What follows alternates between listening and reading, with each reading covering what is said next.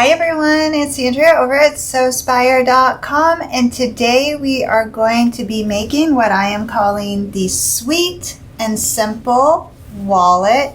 This project comes together with a fat quarter and the like size piece of interfacing. It is a very basic yet practical. It has room for the phone in the rear pocket, which can also double as a cash slot, and then you can fit multiple cards in the front pockets here, and it closes up with a little snap there. It fits right in hand. It's nice and slim, and you can tuck it inside of most bags. So for this project, I do have a supplemental design board, which is a one-page PDF that includes photographs of the project, all of the pattern measurements, the approximate finished measurements, as well as the material list.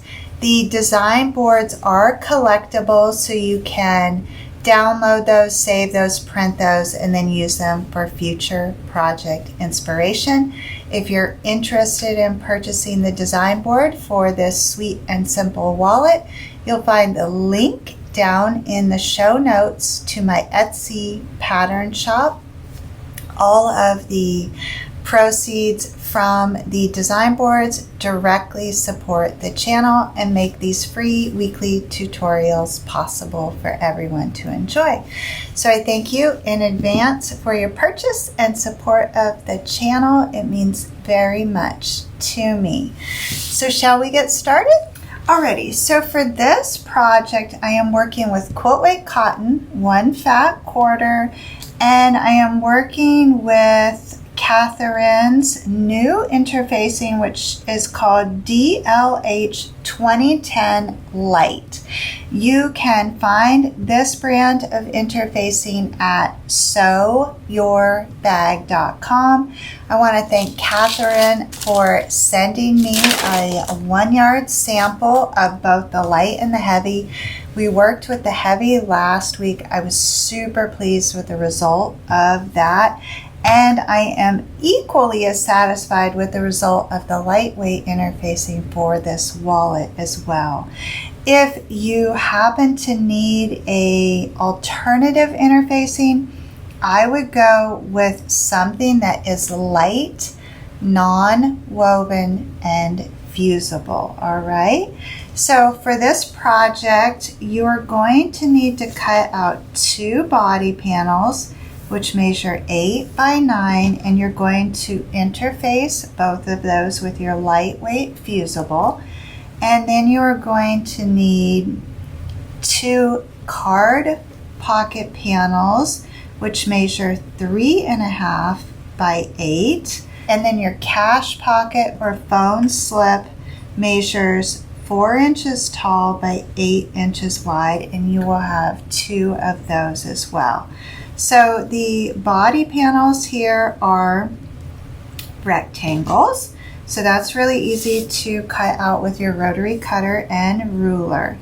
Once you get your 4 by 8 phone slip or cash slip panels cut out, what you're going to do is layer those on top of each other and then fold that in half. And you're going to measure in 1/2 inch and mark that. And then you're going to measure down 1/2 inch, and you're going to cut right along that little curve there so that you get a smiley face, if you will, just a very subtle angle to that panel, but the 1/2 inch on each side there is still at that 4 inch height. And you're going to repeat that process for your card slips as well. You'll just position those right sides facing, fold that fabric in half, measure in 1/2 inch and down 1/2 inch, and then just use your rotary cutter to angle that ever so slightly. Then once you get your angle in place, and it can be on either one of these, what I like to do is make a template for that, and that is the template that I use then to cut future wallets. All right, so we're going to begin by crafting the pockets here. So we're going to pair those up, right sides facing, and all of the panels, including both parts of the pockets, are interfaced with the DLH 2010 light. So you're going to have two pairs here, and you just want to stitch using 3/8 of an inch right along that curve there, just across the top of the pocket. And to clarify, that seam allowance is somewhere in the middle between 1/4 inch and 3/8 of an inch. So if there is a more technical measurement for that, somebody please let me know here. My foot pedal is 1/4 inch here, and it's not quite aligned with that. I'm coming down just a smidgen, but it's not quite 3/8 of an inch yet either. So I have my card pocket and my phone slip pockets stitched right across the top there. Now what I want to do is turn those right side out, and I'm going to press this so that I get that nice angle in there, and the seam is right at the center. So some of you may prefer to press that seam open from the back and then fold it over. I do find that makes it a little bit easier.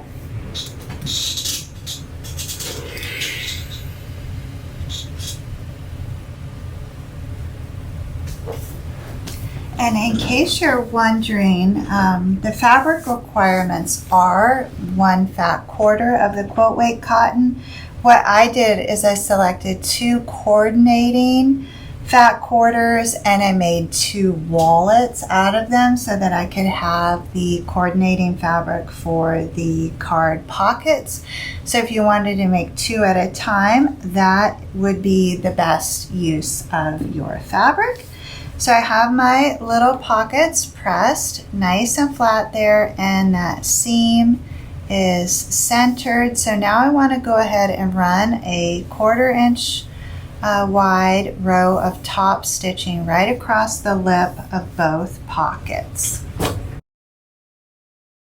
I have the top stitching across both pockets there.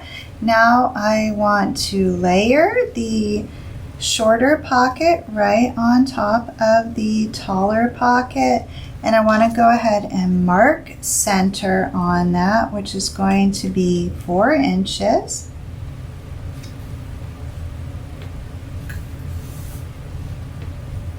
And then I'm going to turn up that top layer there of that short pocket, and I'm going to measure up 1/2 an inch and run a row of stitching right across there through the bottom 3 layers.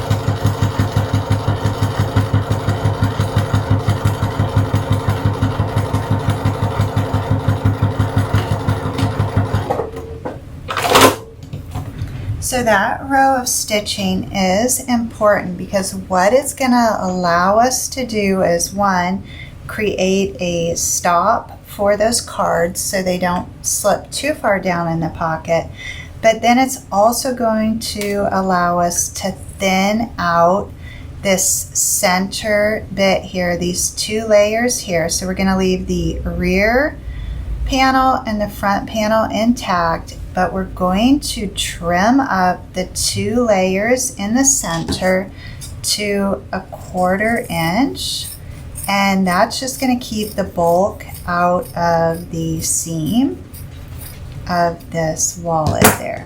So you're just taking off a smidgen there, and we still have the base layer and the top layer intact, but that'll give us room in the seam allowance to keep that additional fabric out of the seam, which ultimately results in a nicer finish on the wallet. So the next step is to stitch from the top of the card pocket to the bottom of the card pocket right at center, and I do like to reinforce at the top of that pocket because that is a stress point. Okay, so now I have my little pocket pair there divided at center, and I have stitched up a 1/2 inch across the bottom there to keep those cards so they peep up over the top of that pocket. Now I want to bring over my interior panel, and I'm going to align the card pockets along the base of that. And then I'm going to take the exterior panel and I'm going to position that right sides facing down on top of that. I want to align those corners really well, and then I'm going to place a clip on each side down at the base, and then one towards the top. And then I'm going to fold this in half and line up all 4 corners at the top there. And again, I'm just going to take a very subtle angle on this, coming down about a 1/2 inch and just rounding ever so slightly, also at about a 1/2 inch. And you can see it was not much at all. But what this is going to do is give that flap at the top a little rounded edge. We don't even have to round the base at all. The way that we're going to turn this wallet is just going to naturally pull in those corners at the bottom. So I wanted the top flap to match nicely with that. So that's why we are rounding the corners right at the top. Now, what I like to do next is go ahead and stitch all the way around the sides and the top. We're going to leave the base open to turn. So for this seam here, we're going to use 3/8 of an inch seam allowance.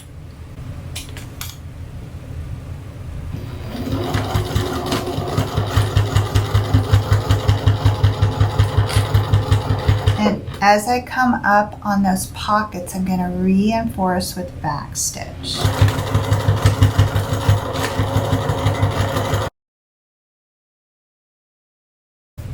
Alright, so I've made it all the way around. I left the bottom of this wallet open to turn. Now I'm going to trim this up to a 1/4 inch. And I know that I specified if you were going to use a substitute interfacing that I'd recommend a non-woven. This interfacing here that I'm using is a woven fusible. So I don't think that it's going to make a difference if you use a woven or a non-woven. The big thing is just that it's going to be lightweight because we're using the interfacing on all of the panels. So now I have trimmed this up. Before I turn it right side out, I'm going to take some additional pieces of interfacing, and I cut those 8 by 5, and I am going to fuse those to the front and back on that top panel, not on the pocket panel. And so this is what it looks like now with my additional interfacing, and then I can see where that actual wallet is. So I'm just going to trim just a bit here and get rid of some of that excess, which is primarily just what consumed my seam allowance and the little rounding of that corner. It doesn't need to be perfect by any means. So now I can reach inside and go ahead and turn this project right side out. And if you have a good quality interfacing, it's going to stay in place. Poke out your corners good and then give this another good press. Okay, now it is very important to note you should see that stitch line that you put across the bottom of that card pocket. So technically your card pockets are inside out right now. If they're not, all you have to do is flip them around to the opposite side. So for example, if your card pockets look like this and you can see the layers, you need to turn them around to the opposite side, give everything a really good press so it's laying nice and flat and there are no wrinkles, and you're going to use 3/8 of an inch seam allowance to stitch right across the bottom of that wallet. So now you should have 2 rows of stitching across the bottom there. One that was about 1/2 inch up and then one that was about 3/8 of an inch up. Now don't trim right across the bottom there. Instead, come in within that last seam allowance, within that 3/8 of an inch, and just gently angle those corners there. It's just a smidgen coming off. And you just want those angled ever so slightly there,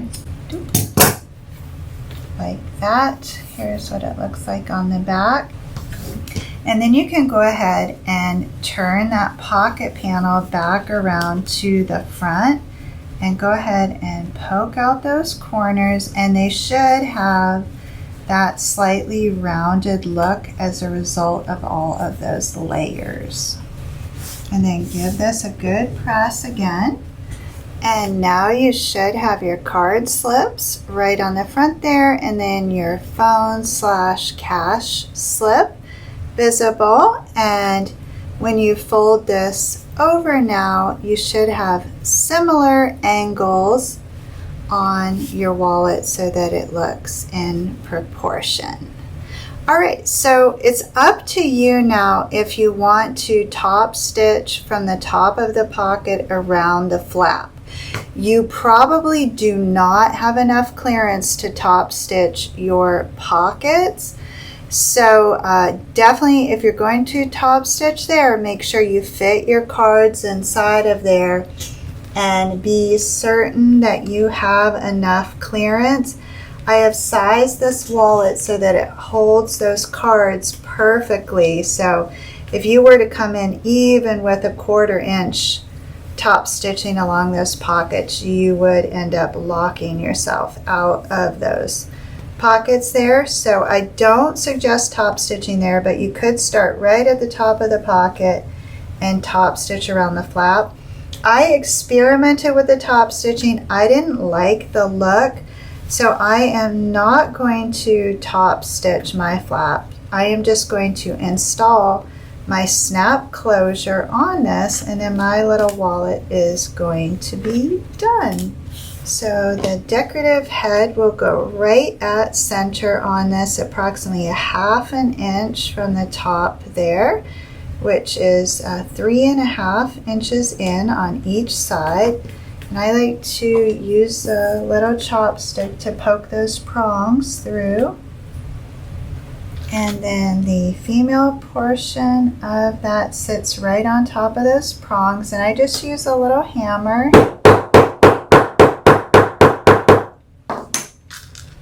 And then the male portion goes right inside of there. And then I test fit this by poking the prongs for the remaining fastener through the front of that pocket at the area where I need to be fitting that. So then I'll take the remaining non-decorative prongs and slip them down in between and get them positioned in that vicinity, and then I can poke those through the layers of the pocket.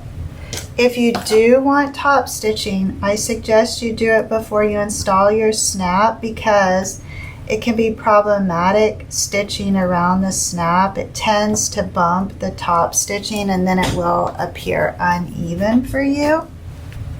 So once you can see those prongs coming through the material, then you can fold that snap over, and you want that to rest right in the prongs, and the base of your wallet should be nice and even. So hold that steady, and then a few more taps.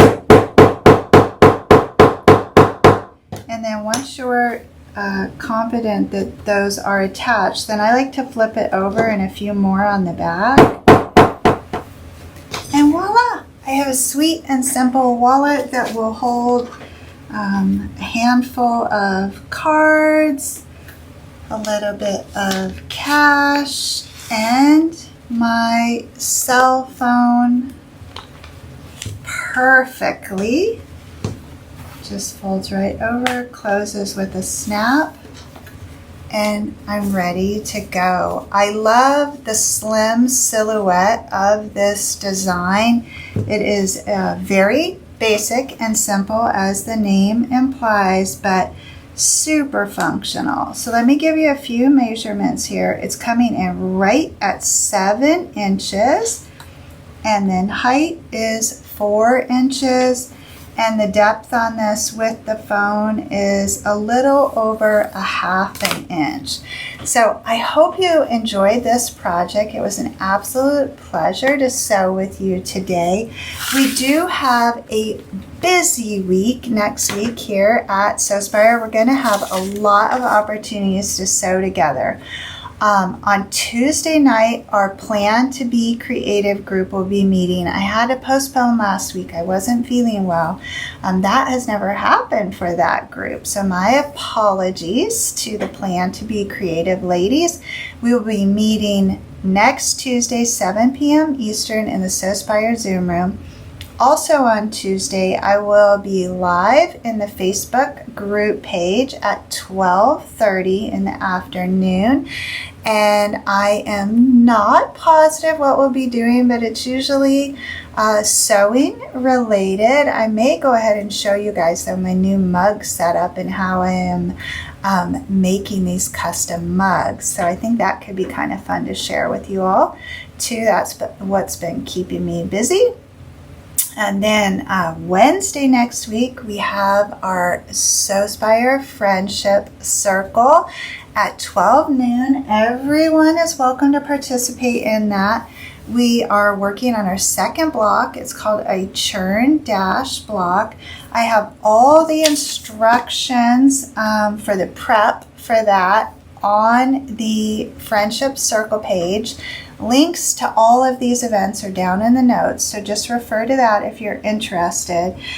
For the Friendship Circle, you're going to pre-cut your pieces, and then we actually sew the block together as a group.